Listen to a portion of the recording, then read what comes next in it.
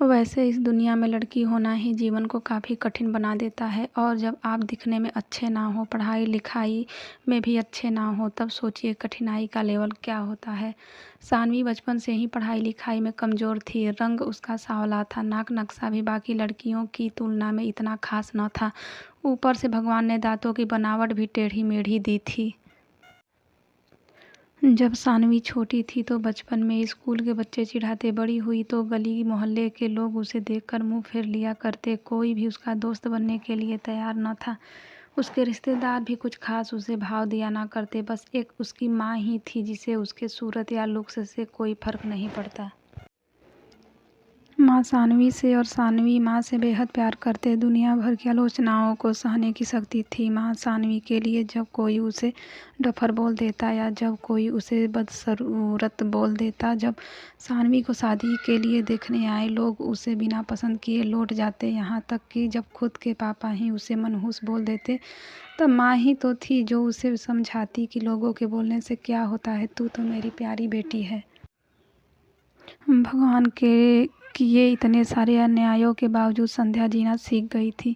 वह खुश रहना सीख गई थी। जो भी गिने चुने लोग उससे बात करते उन्हें चुटकुले सुना कर हंसाया करती और खुद भी ठहाके लगाकर हंसा करती।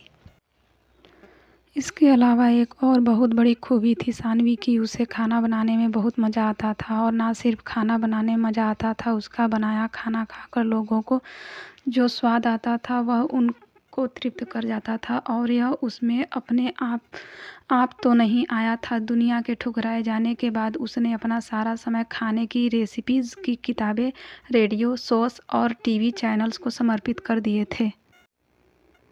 सानवी की तारीफ तो कोई भी नहीं करता, लेकिन उसके हाथों के बने खाने की तारीफ वह हर व्यक्ति करता जो उसे चखता है। इस एक गुण की वजह से सानवी अपने आजू बाजू की औरतों में फेमस हो गई थी, क्योंकि जिसे भी खाना पकाना सीखना हो या कुछ नया पकवान बनाना सीखना हो तो वह सानवी के पास आती और सानवी भी खुशी खुशी उन्हें सब सिखाती। उसके पास आने वाली औरतें अच्छा खाना बनाना सीख जाती, लेकिन लाख कोशिश करने के बाद भी सानवी के हाथों का वह जादू। सानवी की जिंदगी इन्हीं उतार चढ़ावों के साथ कट रही थी। एक बार फिर से माँ बाप ने जी तोड़ कोशिश कर एक फैमिली को सानवी को देखने के लिए मना लिया था और अगले दिन लड़का सानवी को देखने आने वाला था। सानवी को इस बात की खबर होने पर वह दुखी और गुस्सा हो गई थी कि बिना उससे पूछे पता नहीं क्यों माँ बाप लड़कों को बुला लेते थे और उसका मजाक बना देते थे। माँ ने सानवी को समझाया था कि ऐसा ही होता है, कोई भी बेटी अपने माँ बाप के यहाँ हमेशा नहीं रहती, इसे एक दिन शादी करके जाना ही पड़ता है। अगले दिन सानवी सुबह सुबह ही लड़के वालों के आने से पहले ही सज संवर कर कहीं निकल गई थी।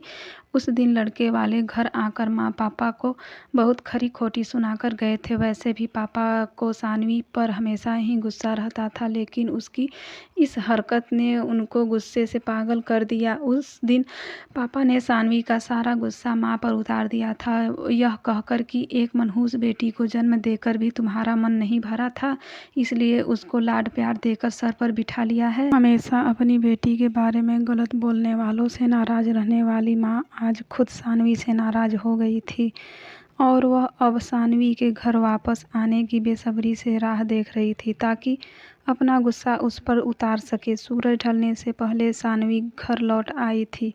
उसके चेहरे पर एक अजीब सी खुशी। सानवी माँ से कुछ कहना चाहती थी, लेकिन इससे पहले कि सानवी अपने मुंह से एक भी शब्द कह पाती, माँ ने उसे खरी खोटी सुनाना शुरू कर दिया। गुस्से में माँ बोलते बोलते इतना कुछ बोल गई कि सानवी ने कभी सपने में भी नहीं सोचा था। माँ ने कहा, बाकी सभी लोग सही थे, तुम सच में मनहूस हो, तुम्हारी वजह से हर कोई परेशान है। अच्छा होता जो तुम पैदा होते ही मर जाती, यह दिन ना देखना पड़ता। गुस्से में बड़बड़ाती और सब्जियां काट रही माँ ने एक बार भी सानवी की तरफ नहीं देखा था। सानवी माँ की बातें किसी पत्थर की मूरत की तरह सुन रही थी। पत्थर की ऐसी मूरत जिसके शरीर में तो जान ना हो, लेकिन आंखों से आंसुओं की धारा बह रही हो। सानवी ने माँ से पूछा, माँ क्या सच में तुम भी चाहती हो कि मैं मर जाऊँ? क्या इतनी बुरी हूँ मैं माँ? अभी भी गुस्सा सर पर सवार होने की वजह से माँ ने कह दिया हाँ। बिना एक पल भी सोचे सानवी ने सीधा अपने कमरे में जाकर कमरा अंदर से बंद कर लिया था। 1-2 मिनट बाद गुस्सा थोड़ा शांत होने पर माँ को अपनी गलती का एहसास हुआ तो सानवी के रूम के तरफ गई। उन्हें पता चला कि सानवी ने रूम को अंदर से बंद कर लिया है। गुस्से में कुछ कर ना ले इसलिए माँ ने तुरंत पापा को इस बात की खबर दी। बिना एक पल भी सोचे सानवी ने सीधा अपने कमरे में जाकर कमरा अंदर से बंद कर लिया था। 1-2 मिनट बाद गुस्सा थोड़ा शांत होने पर माँ को अपनी गलती का एहसास हुआ तो सानवी के रूम के तरफ गई। उन्हें पता चला कि सानवी ने रूम को अंदर से बंद कर लिया है। गुस्से में कुछ कर ना ले इसलिए माँ ने तुरंत पापा को इस बात की खबर दी। दोनों ने काफ़ी दरवाज़ा खोलने की कोशिश की लेकिन जब नाकामयाब रहे तो दरवाज़ा तोड़ दिया। अपने स्कार्फ से फांसी का फंदा तैयार कर सानवी पंखे से लटक रही थी। ज़्यादा वक्त नहीं हुआ था, वह सिर्फ बेहोश हुई थी। पापा ने तुरंत उसे पंखे से अलग किया और बेड पर लेटाया। पापा ने तुरंत डॉक्टर को फ़ोन किया। तब माँ का ध्यान बेहोश पड़ी सानवी के हाथ में पकड़ी एक चिट्ठी और पास ही में पड़े 5 लाख के चेक और 5 स्टार होटल में शेफ की नौकरी के लिए कन्फर्मेशन लेटर पर पड़ी जो सानवी अपने साथ लाई थी। माँ और पापा ने वह चिट्ठी खोलकर पढ़ी जो उसने अभी अभी लिखी थी। चिट्ठी कुछ इस प्रकार थी।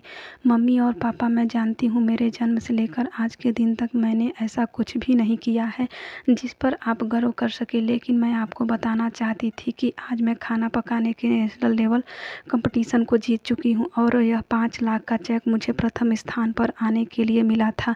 रियाज को मेरा खाना इतना पसंद आया था कि उन्होंने मुझे एक बहुत बड़े होटल में बतौर मास्टर शेफ की नौकरी के लिए कन्फर्मेशन लेटर ही दे दिया था। पूरी दुनिया मेरे खिलाफ है, मुझे इस बात का कभी भी फर्क पड़ा ही नहीं था और ना ही बाबूजी की कड़वी बातें मैंने अपने दिल पर ली थी, क्योंकि मैं जानती थी बाहर से सख्त दिखते मेरे बाबूजी अंदर से तो मुझे प्यार ही करते थे। प्यार ना करते होते तो बिना मांगे मुझे कपड़े, मिठाइयाँ, पटाखे ये सब ना ला कर देते।